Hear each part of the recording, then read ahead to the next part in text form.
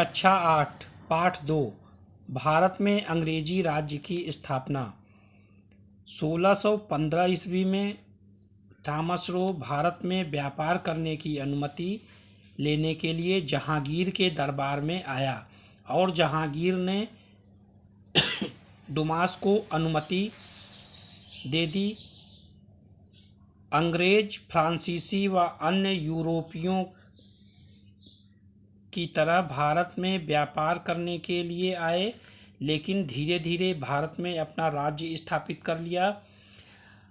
इन लोगों के आने से पुर्तगाली जो पहले से भारत में थे उनकी जड़ें कमज़ोर हो गईं।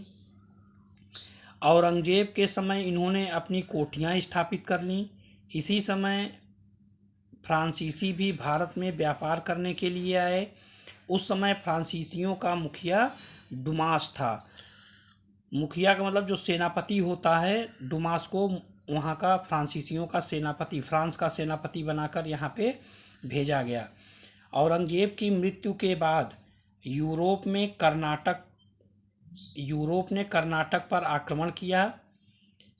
फ्रांसीसी कंपनियों के मुखिया ने कर्नाटक की मदद की। मराठे हार गए और कर्नाटक और दिल्ली के बादशाह ने खुश होकर डुमास को नवाब की उपाधि दे दी। जो यहाँ के राजाओं को उपाधि मिलती थी, वो फ्रांस के सेनापति डुमास जो थे उनको वो उपाधि दे दी गई। 1741 ईस्वी में डुमास की जगह डुप्ले नामक फ्रांसीसी सेना का मुखिया बन गया। वह बहुत चतुर सेनापति था।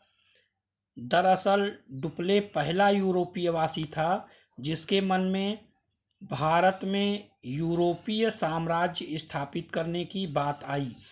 मतलब अब डुप्ले जब आया तो वो भारत में अपना साम्राज्य स्थापित करना चाहता था।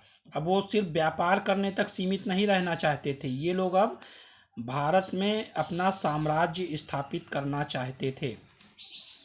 डुप्ले ने उस समय भारत के राजाओं की दो कमजोरियों का फ़ायदा उठाया।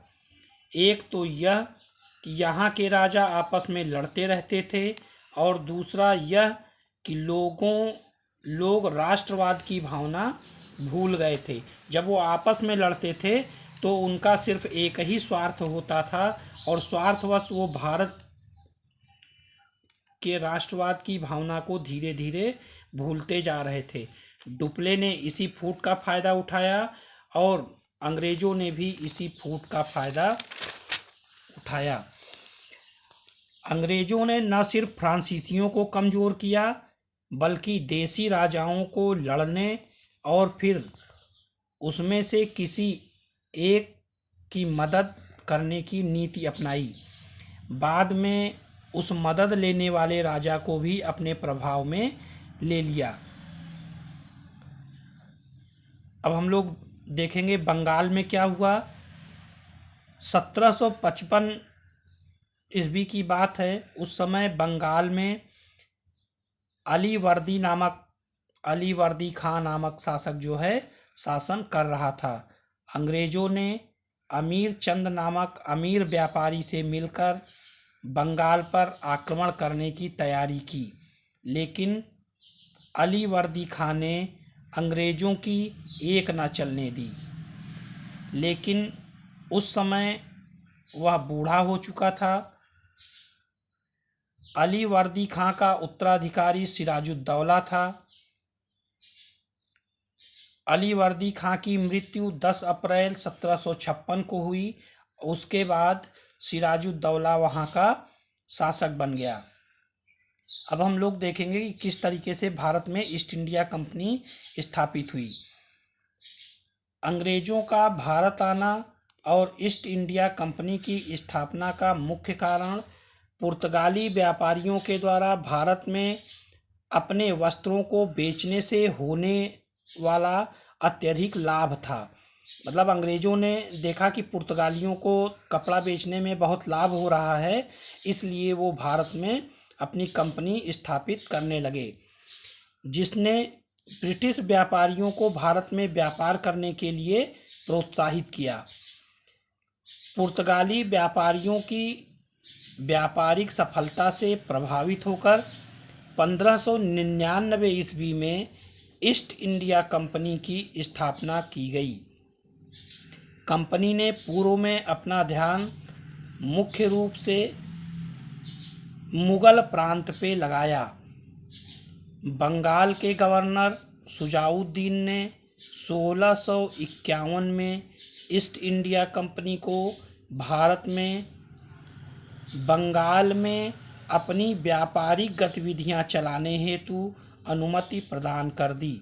अब हम लोग यहाँ से देखेंगे कि बंगाल जो था वहाँ पे धीरे धीरे ईस्ट इंडिया कंपनी ने अपना पूर्ण प्रभुत्व जमा लिया।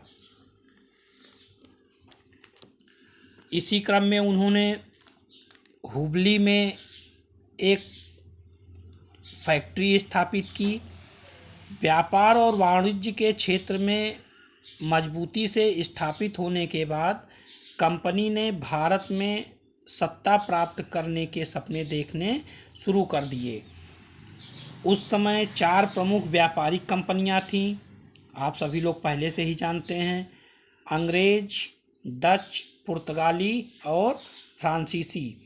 इन चारों यूरोपीय शक्तियों ने व्यापारिक संबंधों की स्थापना हेतु भारत में प्रवेश किया, लेकिन बाद में उन्होंने अपने उपनिवेश स्थापित कर लिए। इन यूरोपीय शक्तियों के बीच वाणिज्य और राजनैतिक प्रभुता हेतु छोटे छोटे संघर्ष होते रहते थे, लेकिन अंत में ब्रिटिश सबसे शक्तिशाली बनकर उभरे और उसने तीनों व्यापारिक कंपनियों को पीछे छोड़ दिया और लगभग 200 वर्षों तक भारत पर शासन किया।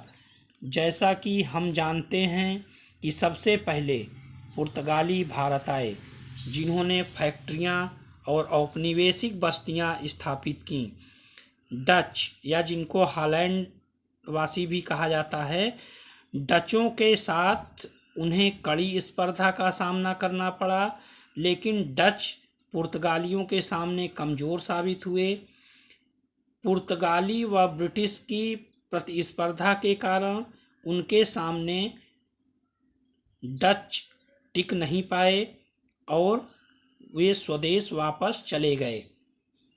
भारत में प्रवेश करने के समय से ही डच, पुर्तगाली और फ्रांसीसी शक्तियों ने आपस में प्रतिस्पर्धा की, लेकिन पुर्तगाली और डच प्रतिस्पर्धी ना ही अधिक शक्तिशाली थे और ना ही गंभीर थे।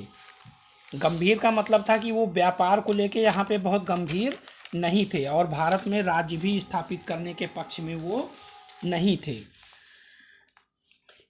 ब्रिटिश के सामने सबसे गंभीर प्रतिद्वंदी फ्रांसीसी ही थे, जो सबसे बाद में आए थे। ब्रिटिश द्वारा भारत व्यापार और वाणिज्य पर पूर्ण एकाधिकार स्थापित करने के प्रयास ने फ्रांसीसियों के साथ उनके संघर्ष को जन्म दिया। अब हमने इस पाठ में एक सारांश के तौर पे आपको ये बताया है कि किस तरीके से ब्रिटिश ने भारत में अपना साम्राज्य स्थापित किया, और हम लोग देख रहे हैं कि जो भारत में 2 महत्वपूर्ण कंपनियां बच गईं, एक ब्रिटिश की ईस्ट इंडिया कंपनी थी और दूसरी फ्रांस की फ्रेंच ईस्ट इंडिया कंपनी थी, और इन दोनों कंपनियों के बीच में अपने वर्चस्व के लिए लड़ाई होनी शुरू हो गई। इसके आगे का हम लोग अगले दिन पढ़ेंगे।